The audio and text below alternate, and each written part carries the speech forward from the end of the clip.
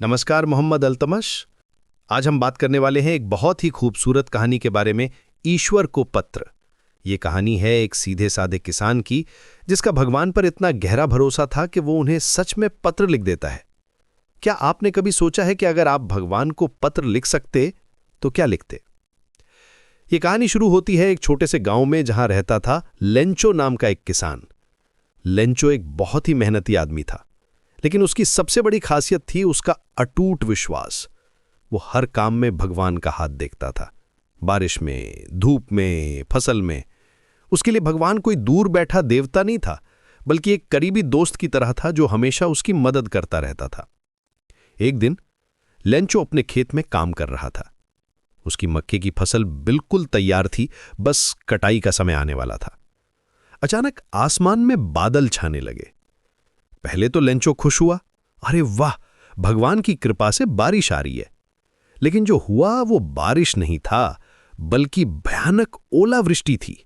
बर्फ के गोले इतने बड़े थे जैसे कोई आसमान से पत्थर बरसा रहा हो।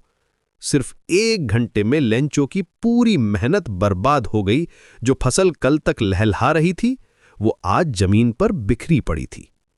कोई और होता तो शायद टूट जाता, रो देता या फिर किस्मत को कोसता। लेकिन लेंचो का रिएक्शन बिल्कुल अलग था। वो बोला, भगवान जानते हैं कि हमें क्या चाहिए। अगर उन्होंने ये किया है तो कोई वजह होगी। अगली सुबह लेंचो ने एक काम किया जो सुनने में थोड़ा अजीब लग सकता है। उसने कागज कलम निकाला और भगवान को पत्र लिखना शुरू किया।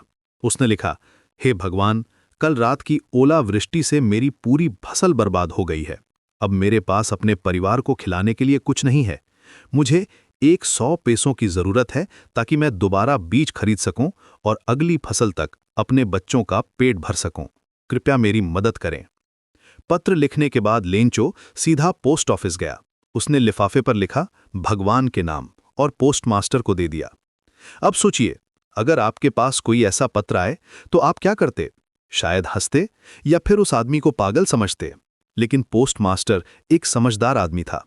जब उसने ये पत्र पढ़ा तो पहले तो वो हैरान हुआ, फिर उसे लेंचो के भोलेपन और विश्वास पर तरस आया। उसने सोचा, ये आदमी कितना सीधा है। इसका भगवान पर इतना पक्का भरोसा है कि ये सच में उन्हें पत्र लिख रहा है। पोस्ट मास्टर के मन में एक आइडिया आया। उसने अपने सभी कॉलीग से बात की और सबने मिलकर पैसे इकट्ठे किए। हालांकि वे 100 पैसों नहीं जुटा पाए, लेकिन जो भी मिला 60 पैसों उन्होंने एक लिफाफे में डालकर उस पर लिख दिया, भगवान की तरफ से। अगले दिन जब लेंचो पोस्ट ऑफिस आया तो पोस्ट मास्टर ने बड़े प्यार से वो पत्र उसे दिया। लेंचो का रिएक्शन देखने लायक था। उसने पत्र खोला, पैसे गिने और फिर गुस्से से भर गया। वो तुरंत एक और पत्र लिखने लगा। इस बार उसने लिखा, हे भगवान, आपका बहुत बहुत धन्यवाद, लेकिन मैंने 100 पैसों मांगे थे और सिर्फ 60 मिले हैं। बाकी 40 पैसों कहाँ गए? जरूर पोस्ट ऑफिस वालों ने चुरा लिए होंगे। अगली बार कृपया पैसे किसी और तरीके से भेजिएगा, क्योंकि ये लोग बेईमान हैं। यह कहानी का सबसे दिलचस्प मोड़ आता है। लेंचो को 1 सेकंड के लिए भी ये शक नहीं हुआ कि कहीं भगवान ने उसका पत्र नहीं पढ़ा हो या पैसे नहीं भेजे हों। उसका विश्वास इतना पक्का था कि वो ये मान ही नहीं सकता था कि भगवान उसकी मदद नहीं करेंगे। उसके हिसाब से प्रॉब्लम तो बस ये थी कि बीच में कुछ लोगों ने पैसे चुरा लिए। इस कहानी में कई गहरे संदेश छुपे हुए हैं। पहला तो ये कि सच्चा विश्वास कैसा होता है। लेंचो का भगवान पर भरोसा इतना मजबूत था कि वो प्रैक्टिकल प्रॉब्लम्स के बावजूद भी नहीं हिला। दूसरा संदेश ये है कि अच्छाई कहीं ना कहीं मौजूद होती है। पोस्टमास्टर और उसके साथियों ने लेंचो की मदद इसलिए नहीं की कि वे उसे जानते थे, बल्कि इसलिए क्योंकि उन्होंने एक इंसान की मुश्किल देखी और उसका सीधापन महसूस किया।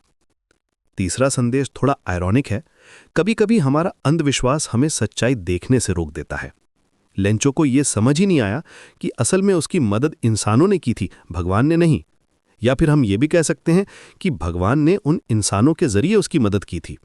ये कहानी हमें यह भी सिखाती है कि विश्वास और अंधविश्वास में बहुत बारीक सी लाइन होती है। लेंचो का भगवान पर भरोसा तारीफ के काबिल था, लेकिन उसका ये न समझ पाना कि इंसान भी भलाई कर सकते हैं, ये थोड़ा दुखदाई था। पोस्टमास्टर और उसके साथियों ने जो काइंडनेस दिखाई, उसकी क्रेडिट भी तो उन्हें मिलनी चाहिए थी। आखिर में मोहम्मद अल्तमश, ये कहानी हमें ये सोचने पर मजबूर करती है कि क्या सच में भगवान हमारी मदद करते हैं, और अगर करते हैं तो कैसे। शायद वे हमारे आसपास के अच्छे लोगों के जरिए ही हमारी मदद करते हैं। जैसे पोस्टमास्टर ने लेंचो की मदद की, वैसे ही हम भी किसी के लिए भगवान का रूप बन सकते हैं। यही तो है इस खूबसूरत कहानी का असली संदेश।